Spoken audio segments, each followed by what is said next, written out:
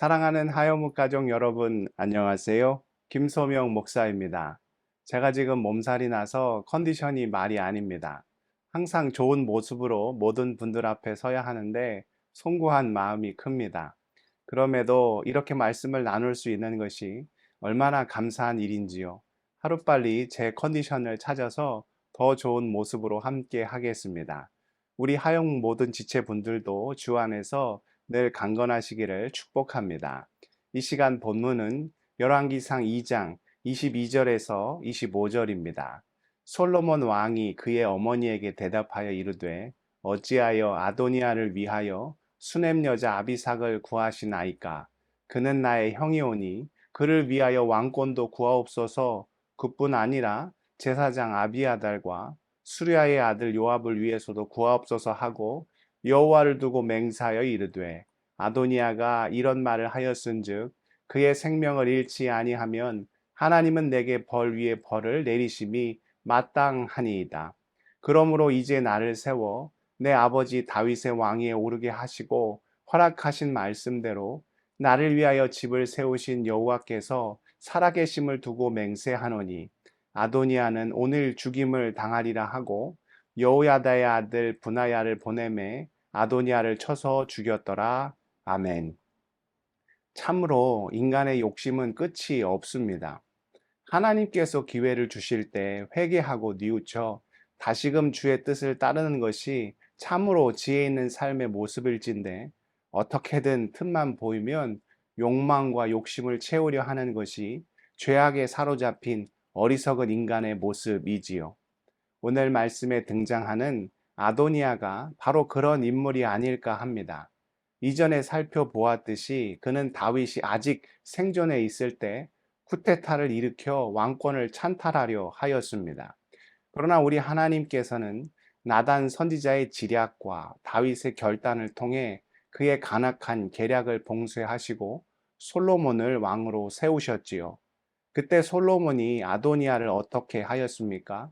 반역을 일으킨 그를 처단할 수도 있었지만 솔로몬은 넓은 아량을 베풀었습니다. 열왕기사 1장 51절에서 53절입니다. 어떤 사람이 솔로몬에게 말하여 이르되 아도니아가 솔로몬 왕을 두려워하여 지금 제단 뿔을 잡고 말하기를 솔로몬 왕이 오늘 칼로 자기 종을 죽이지 않겠다고 내게 맹세하기를 원한다 하나이다. 솔로몬이 이르되 그가 만일 선한 사람일진데 그의 머리털 하나도 땅에 떨어지지 아니하려니와 그에게 악한 것이 보이면 죽으리라 하고 사람을 보내어 그를 제단에서 이끌어 내리니 그가 와서 솔로몬 왕께 절하매 솔로몬이 이르기를 내 집으로 가라 하였더라. 한마디로 그가 새로운 삶을 살 수 있도록 기회를 준 것이죠. 그럼 아도니아는 회개하고 뉘우침으로 하나님께서 원하시는 선한 삶의 길을 걸어가야 했습니다. 그런데 오늘 말씀에서 그가 보인 모습이 무엇입니까? 아도니아는 솔로몬의 어머니 밧세바를 찾아가 한 가지 부탁을 하였습니다. 그 내용이 오늘 보면 17절에 나옵니다. 그가 이르되 청하건대 솔로몬 왕에게 말씀하여 그가 수넴 여자 아비삭을 내게 주어 아내를 삼게 하소서. 왕이 당신의 청을 거절하지 아니하리이다. 말씀의 내용대로 아도니아는 밧세바가 솔로몬에게 부탁하게 하여 수넴 여인 아비삭을 아내로 얻고자 하였습니다. 이를 별 대수롭지 않게 여긴 밧세바는 흔쾌히 수락하였고 실제로 솔로몬을 찾아가서 이것을 부탁하였지요.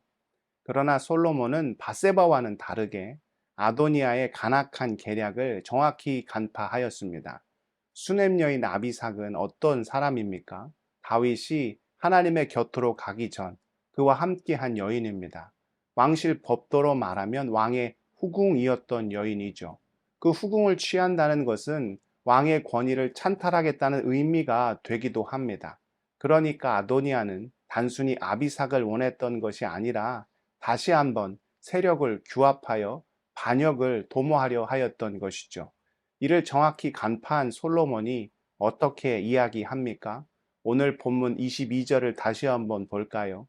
솔로몬 왕이 그의 어머니에게 대답하여 이르되 어찌하여 아도니아를 위하여 수넴 여자 아비삭을 구하시나이까? 그는 나의 형이오니 그를 위하여 왕권도 구하옵소서. 그뿐 아니라 제사장 아비아달과 수르야의 아들 요압을 위해서도 구하옵소서 하고, 솔로몬은 아도니아의 관계를 정확히 파악하고 있었던 것이죠. 회개하지 않고 계속해서 야욕을 부린 아도니아는 결국 어떻게 됩니까? 오늘 본문 24절과 25절입니다. 그러므로 이제 나를 세워 내 아버지 다윗의 왕위에 오르게 하시고 허락하신 말씀대로 나를 위하여 집을 세우신 여호와께서 살아계심을 두고 맹세하노니 아도니아는 오늘 죽임을 당하리라 하고 여호야다의 아들 브나야를 보내매 그가 아도니아를 쳐서 죽였더라. 성경은 말합니다. 로마서 6장 23절입니다. 죄의 삭은 사망이요 하나님의 은사는 그리스도 예수 우리 주 안에 있는 영생이니라. 우리는 근본 죄인이나 우리의 모든 죄를 사해 주시는 예수 그리스도 그 십자가 앞에 엎드려 자복하고 회개하면 그 하나님의 은사로 인하여 영원한 생명을 얻게 되지만 끝까지 뉘우치지 않고 돌이키지 않고 자신의 죄를 돌아보지 않으면 결국 무서운 사망에 이르게 된다는 것이죠. 또한 우리는 오늘 말씀에 등장하는 바세바의 모습에서 중요한 교훈을 얻어야 합니다. 아도니아가 아비삭을 요구하는 것이 정당한 일이었습니까? 이는 누가 봐도 옳지 않은 일이었습니다. 그럼 바세바는 이 부탁을 들었을 때 단호히 거절하여야 했습니다. 아도니아에게 혼을 내든 아니면 잘 달래든지 해서 길이 아닌 곳은 절대 가지 않도록 만류했어야 하지요. 잘못하는 일을 묵과하거나 방관하는 일은 더 큰 죄를 짓도록 부추기는 것과 크게 다르지 않습니다. 어제도 살펴보았지만 건강한 교회 공동체를 위하여 우리가 반드시 해야 하는 일이 무엇입니까? 회개하지 않는 죄를 절대 묵과해서는 안 된다는 것입니다. 교회의 공의를 훼손하고 거룩과 질서를 무너뜨리는 당사자도 크게 잘못하는 것이지만 그것을 수수방관하는 자들에게도 결코 잘못이 없다 할 수 없지요. 아니오를 아니오라고 하지 못하는 태도는 죄에 더 큰 용기를 주는 일이 되기 때문입니다. 사랑하는 하여묵 가족 여러분, 기회가 허락될 때 회개하고 뉘우쳐 주님이 원하시는 길을 걸어야 합니다. 그것이 무서운 심판에 이르지 않고 주의 복과 은혜를 누리며 사는 비결이 되죠. 또한 잘못된 행동을 묵과하거나 방관하는 태도는 오히려 죄악에 기름을 붓는 꼴이 될 수 있습니다. 솔로몬처럼 주의 뜻이 아닌 일에는 단호히 대처하여 속한 공동체를 정의와 공의와 진리 가운데 온전히 바로 세워나갈 수 있기를 주님의 이름으로 축복합니다. 기도하시겠습니다. 사랑의 하나님, 우리는 어떠한 자세한 모습으로 주님 앞에 서 있습니까? 기회가 주어졌을 때 회개하고 주님이 원하시는 길로 나갈 수 있도록 우리를 붙잡아 주옵소서. 또 예는 예라고 아니오는 아니오라고 용기 있게 대답할 수 있는 주의 충성된 자녀들 다 되게 붙잡아 주옵소서. 그래서 속한 공동체가 정의와 공의와 진리의 열매를 맺으며 세상 가운데 하나님의 거룩을 드러내는 귀한 사명 잘 감당할 수 있도록 붙잡아 주시고 온전히 함께하여 주시옵소서.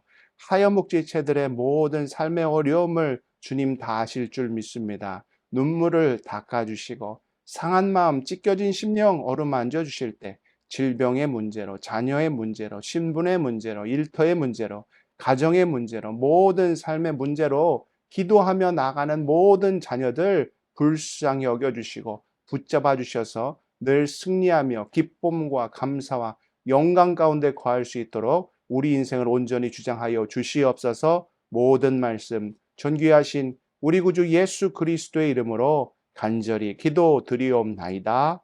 아멘.